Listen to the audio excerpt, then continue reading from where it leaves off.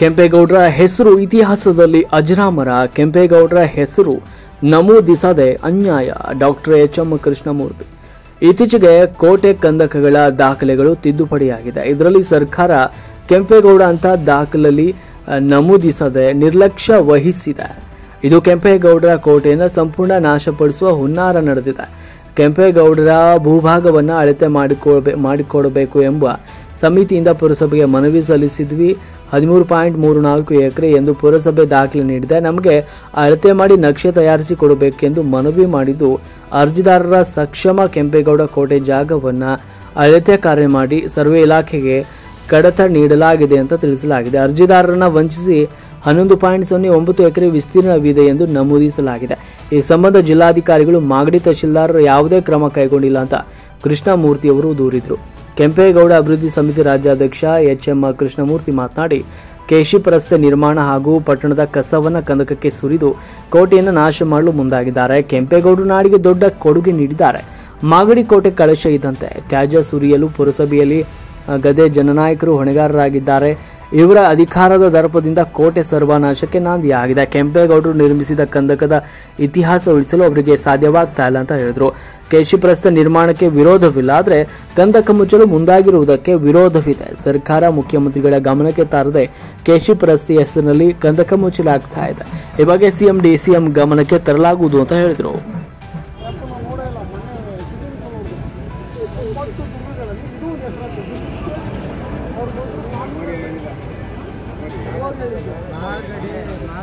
ನಾಗಡಿ ಇದು ಬಾಡ್ರು 9 ಅಡಿ ಇದೊಂದು ಭಾಗ ಅದಕ್ಕಾರ ಕಮೆಂಟ್ ಮಾಡಿದ್ರು ಇದೊಂದು ಅಂತ ಬರೋಣ. ದುರ್ಗಾ ಬಂದಾಗ ದುರ್ಗಾನೇ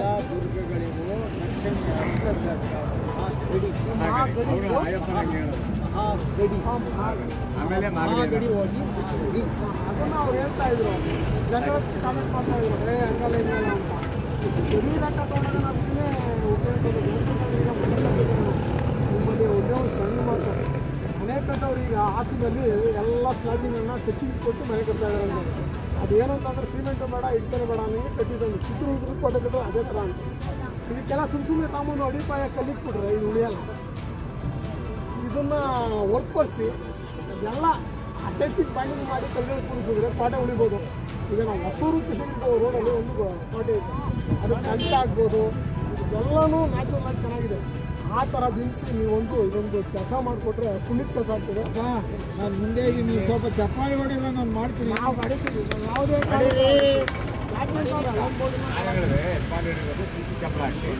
ಎರಡು ಗಾಡಿ ಸೀಸ್ ಮಾಡಿದ್ರೆ ಸಾಕು.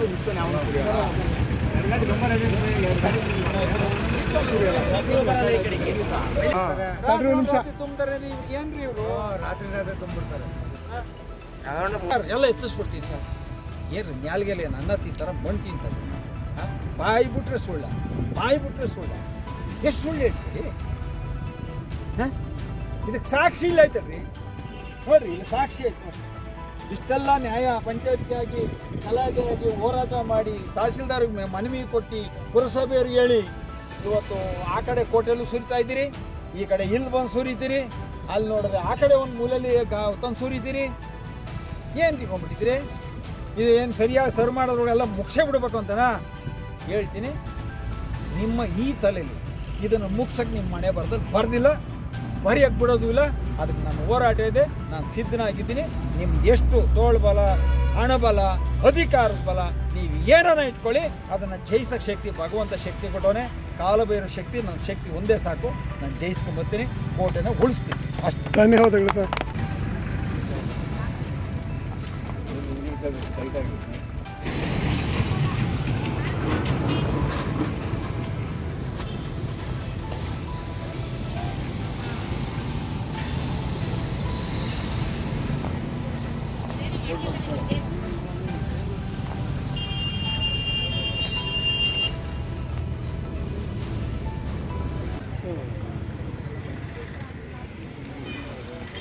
ಯಾರು ಈ ಬಿಲ್ಡಿಂಗ್ ಪಾರ್ಟಿ ಡೆಮೊಲಿಷನ್ ಮಾಡ್ತಾರಲ್ಲ,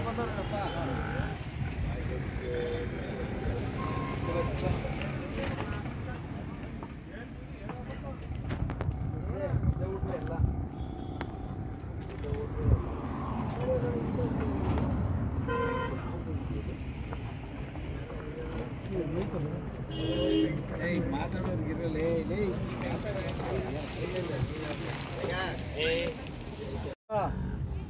ಇದಕ್ಕೆ ಸಾಕಷ್ಟು ಜನರ ಹೋರಾಟ ಇದೆ. ಎಲ್ಲ ಜನ ಬೇಕು ಅಂತಾರೆ, ಮುಂದೆ ಬರೋದಕ್ಕೆ ಯಾಕೋ ಹೆದರ್ತಾರೆ. ಇರಲಿ, ಅವ್ರು ಯಾರೋ ಬರೋದನ್ನ ನಾವು ಬರ್ತೀವಿ. ಯಾಕಂದರೆ ಎಲ್ಲ ಪಾಳ್ಯಗಾರರು ನೋಡ್ಕೊಂಡೇ ನಾವು ಬಂದಿದ್ದೀವಿ, ನಾವು ಬರ್ತೀವಿ. ಅದಕ್ಕೆಲ್ಲ ನಾವೇ ತಲೆ ಕೆಸ್ಕೊಳ್ಳಲ್ಲ. ಮುಂದೆ ಏನಾಗಬೇಕೋ ಅದು ಆಯ್ತದೆ. ಯಾರೂ ಇಲ್ಲಿ ಶಾಶ್ವತ ಅಲ್ಲ, ಇಲ್ಲಿ ಯಾರೂ ಸರ್ವಾಧಿಕಾರಿ ಅಲ್ಲ, ಇಲ್ಲ ಎಲ್ಲರ ಮಾತು ಎಲ್ಲ ಕೇಳಬೇಕು ಅಂತ ಆ ಕಾಲ ಹೊರಟೋಗಿದೆ. ಇದು ಕಲಿಯುಗ. ಮುಂದೆ ಬಿಟ್ಬಿಟ್ಟು ಹಿಂದೆಗಡೆ ಕಲ್ಲಲ್ಲಿ ಹೊಡೆಯೋ ಯುಗ ಇದು.